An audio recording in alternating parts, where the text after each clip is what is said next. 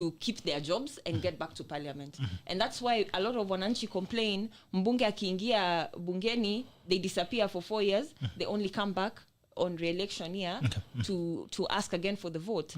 But it is the people who are actually facilitating this, because they are not vetting the people they are voting in. You're voting without thinking. You're probably just voting, because someone is from your party or someone is from your tribe.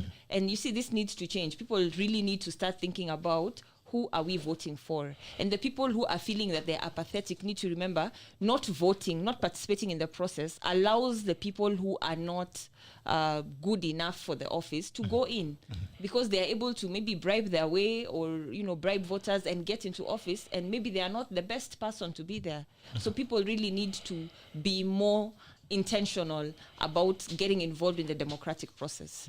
If we want to see a change in Kenya, it will take all of us. It will take some of us to run for office. It will take all of us to vote and participate in the democratic process. Okay. All right.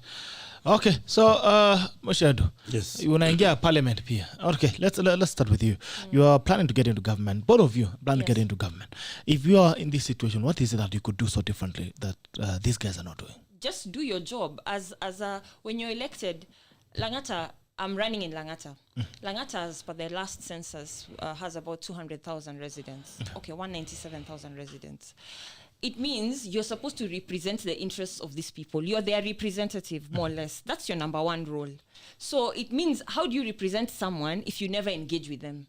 So you need to, first of all, what I think I would do differently is figure out a way, have a plan to engage more your constituents so that you know what are the issues that affect them and you're able to represent them effectively. But aside from that, the other role for a member of parliament is legislation. So what legislative policies are you bringing on board? And not necessarily the ones you're introducing, but even the ones that other members have introduced that you should participate in and contribute to. Most of them don't even speak in parliament, and people don't think that it's a big deal, but it is a big deal. The third most important one is oversight of the national government. And this is where now national debt and things like now corruption come in. I can count the number of MPs who have spoken in parliament against corruption, against public debt. Most of them just seem to go with the flow. When a bill is up for increasing the national debt ceiling, they vote yes. No questions asked. And yet these things will come and impact us for years to come. The impact is not just a 1 year thing. Even after they leave office, the Kenyans will be carrying this burden. And the last one, of course, is CDF. Kama Langata, we get 137 million in CDF. The question is, what is this CDF doing? We know that bursaries are given from CDF, but aside from bursary, what else?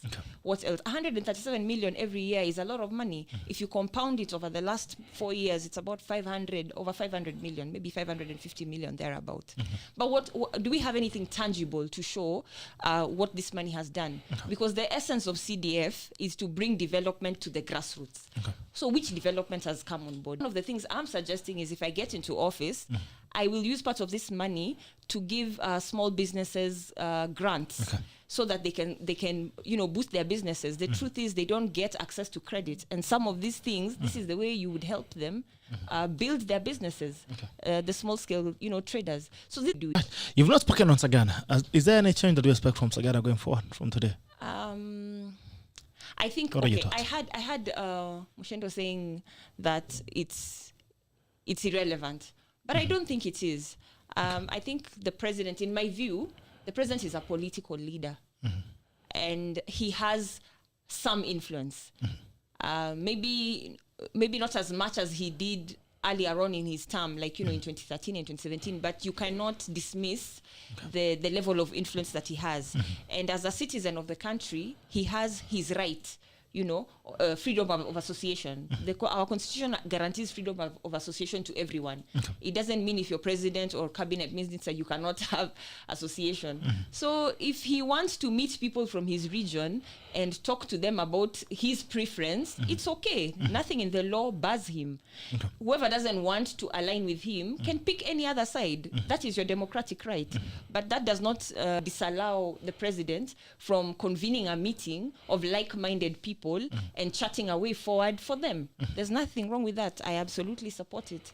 I think it's a good precedent. And remember, I had MUCHENDU talking about Kibaki not being involved in politics after retirement. But the thing is, the two people are different. You cannot expect the president, Uhuru Kenyatta, to behave and act similar to the former president, Mwai Kibaki. They're different individuals. So let's just be open to the fact that we're in a